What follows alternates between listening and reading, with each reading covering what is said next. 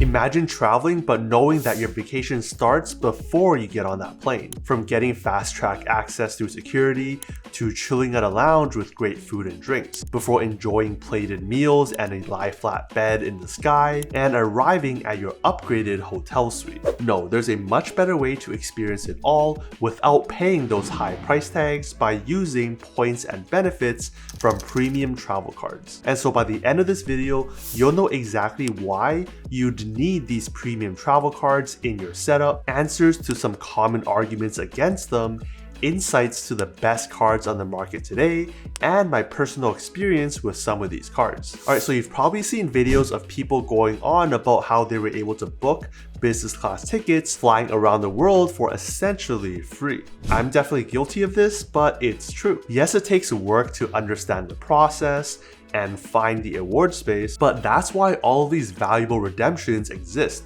because there is that higher barrier to entry. Say you wanted to fly from the West Coast United States over to Japan. By far, one of the best redemptions is using Virgin Atlantic points to book their ANA partner, where a business class ticket costs 90,000 points round trip and first class will cost you 145,000 points, which is unfortunately raised from their 110,000 about a year ago. And remember, these are prices for round trips. If you want one ways, it's half the cost. So 45,000 points for business class and 72,500 for first class. In previous years, one of the most common ways of finding these award spaces is to go through search engines like United or Aeroplan, where you could search for a month at a time for a very specific route. Nowadays, there are tools like Seats.aero where you can still do that search, but plug in multiple cities and other criteria.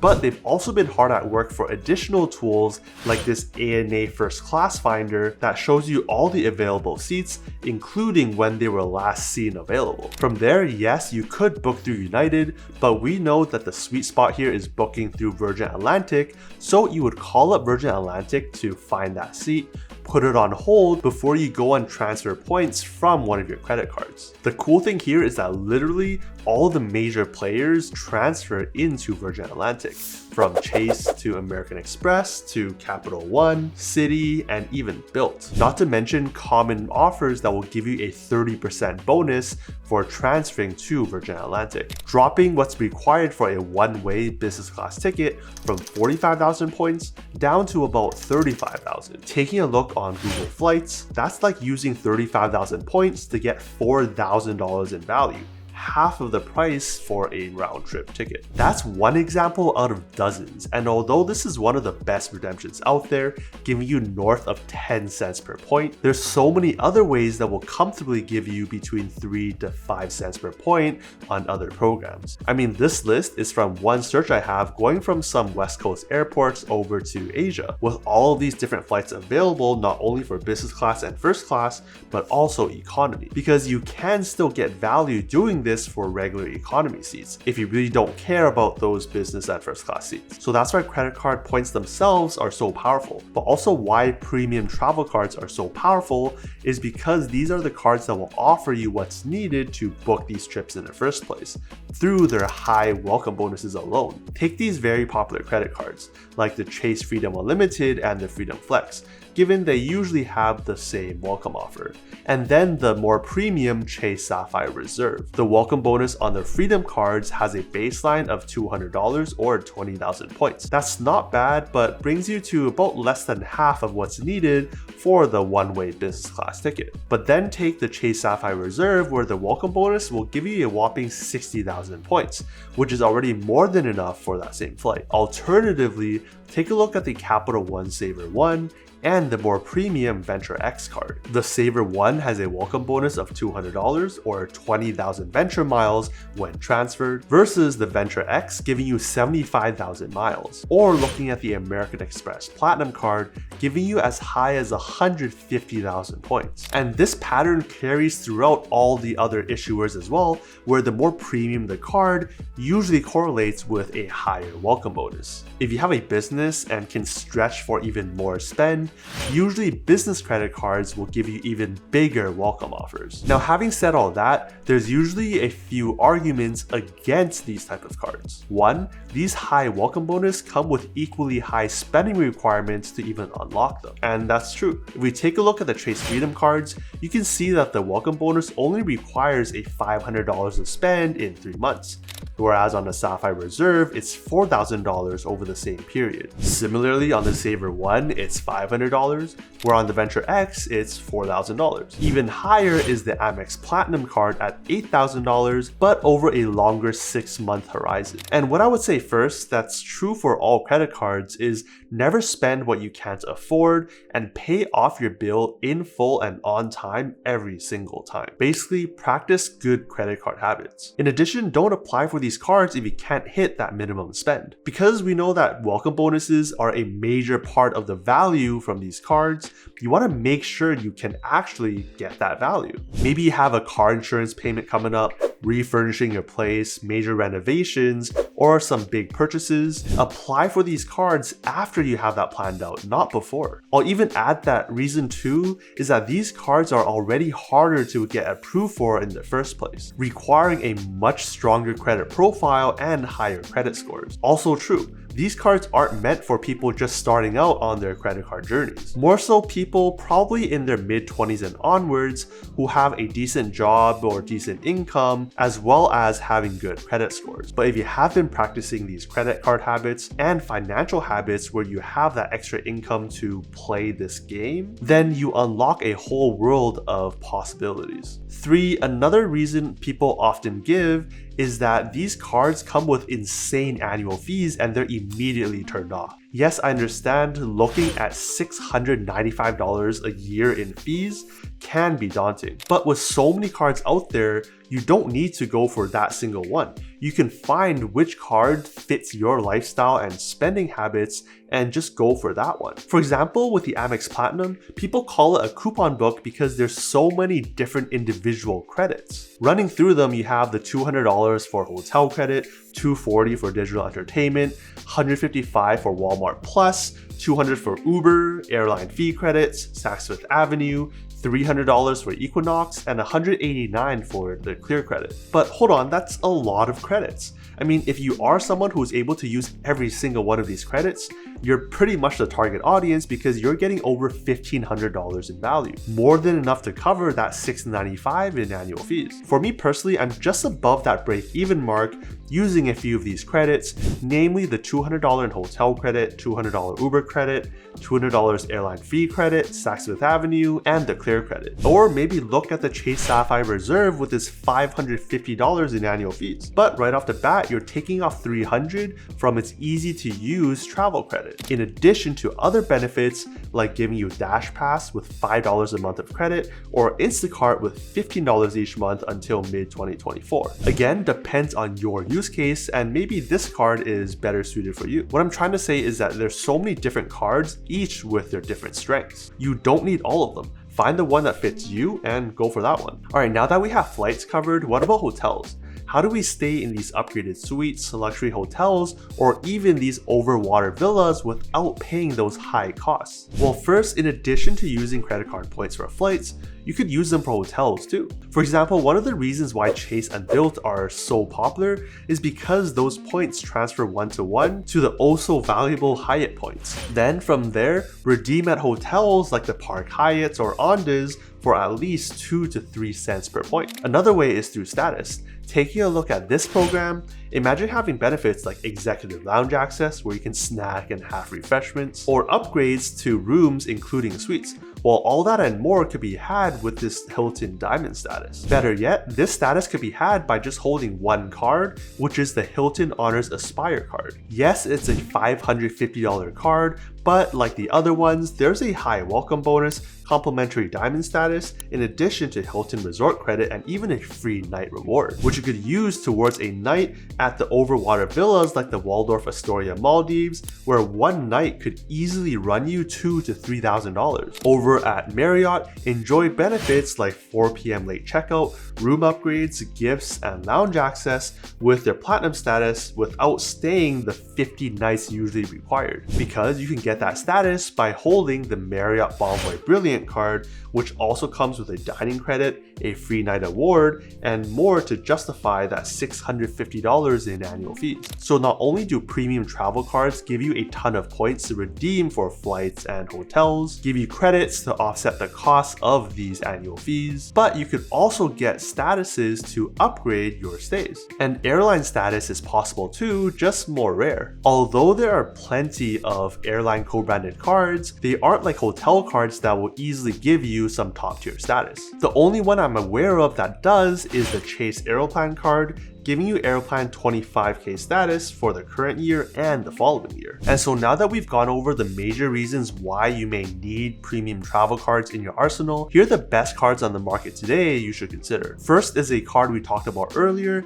and one I believe has the largest target audience, and that's with the Capital One Venture X card, a card I've had for over 2 years now, and here's why. One, it has a relatively lower annual fee at just $395. Two, that annual fee is easily offset by 2 major credits. $300 every year to use towards their very easy to use travel portal, and $100 worth of miles every anniversary year. If you're counting, that's $400 more than the annual fee. 3, the amazing multipliers. With 10 times miles on hotels and car rentals, and 5 times miles on flights when all of that booked through the portal, that's a big boost whenever you decide to pay cash for fares. But what's more important to me is the 2 times miles on all purchases, making this my go-to catch-all card for all spend that doesn't fit in special categories on any of my cards. And because I typically use points through programs like Aeroplan, which Capital One does transfer to, I value Capital One Venture Miles similar to my Chase and American Express points at about 2 cents per mile. 4, the lounge access. Unfortunately, I haven't been able to visit the Capital One lounges, but I've heard and seen that it's pretty nice. If you're in Dallas, Denver, or Washington, be sure to check them out because you get complimentary access for yourself and 2 guests. Outside of those lounges, you also get access to Plaza Premium and Priority Pass lounges, with Plaza Premium offering you +2 guests and Priority Pass giving you unlimited guests. Some of these lounge access perks do exist on other premium travel cards too, but if you travel with bigger groups often, from my experience, you're able to combine the access from different cards in order to get access for your entire bigger group. 5, Hertz President Circle. Not only will you get a guaranteed upgrade, you also have the ability to status match over to other car rental companies as well. Those are the perks that are important to me and how I use the card.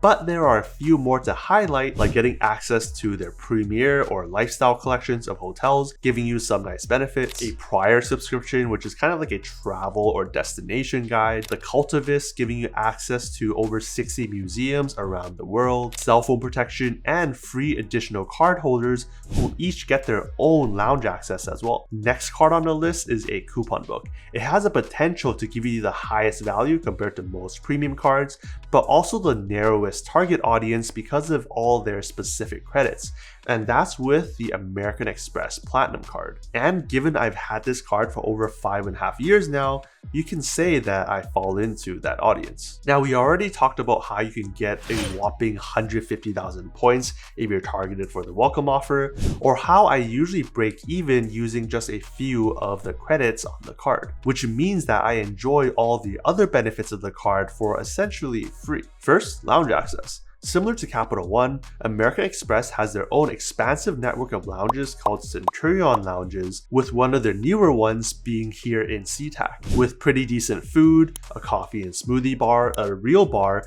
lots of space, I easily value this at $20 to $30 per visit. Second, there's also status. Although not as amazing as dedicated hotel cards, this card will still give me Marriott and Hilton Gold status. But even with that, I've been upgraded to higher floors with better views, or even rooms that are basically suites. Third, protections. Not only are there great travel protections, there's pretty good shopping protections too, with the most underrated one being return protection.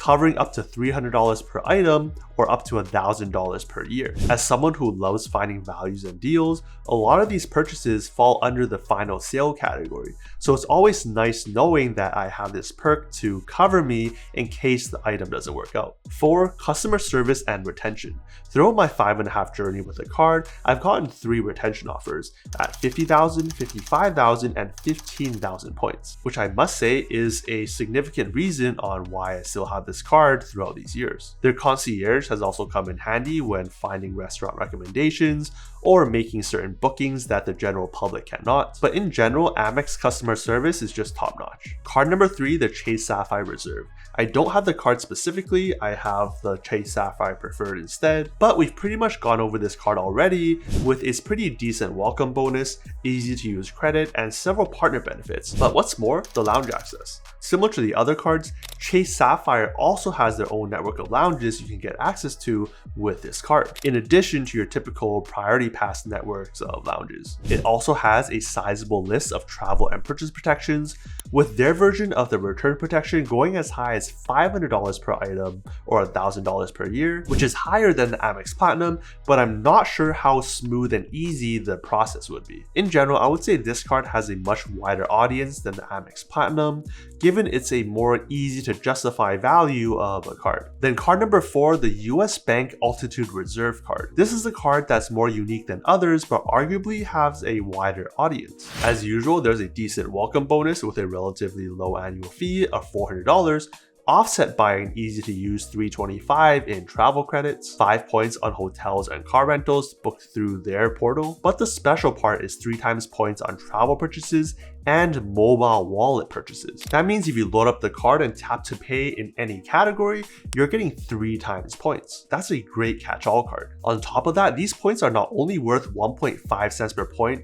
when booking travel through their portal, but also outside of the portal for qualifying travel purchases through a program called the US Bank Real-Time Mobile Rewards Program. It's kind of gray on what purchases count and don't count, but it seems like it's limited to US merchants, although I'll leave a link down below for an ongoing community compiled list. But if you do go that route, that means it's a catch-all card giving you 4.5% back in value. That's pretty unheard of and a great option for those of you who want that outsized value from premium cards, but not all the work required to find those sweet spot redemptions. And then card number 5 would be a hotel card, one like the Hilton Aspire or the Marriott Bonvoy Brilliant cards. Each have their high annual fees with credits to help offset that cost, as well as perks like high level status, credits for stays, and free night awards or certificates. Premium travel cards unlock a whole world of outsized value, and when used right could mean getting thousands upon thousands of value for little to no extra spend. All it requires is knowing which card fits your lifestyle and only applying when you can hit that minimum spend and justify the cost of the card. But even then, these premium travel cards are a lot harder to qualify for, so you need to make sure that your credit profile and credit score is in tip-top shape by following all the tips and avoiding all the mistakes over in this video. See you over there.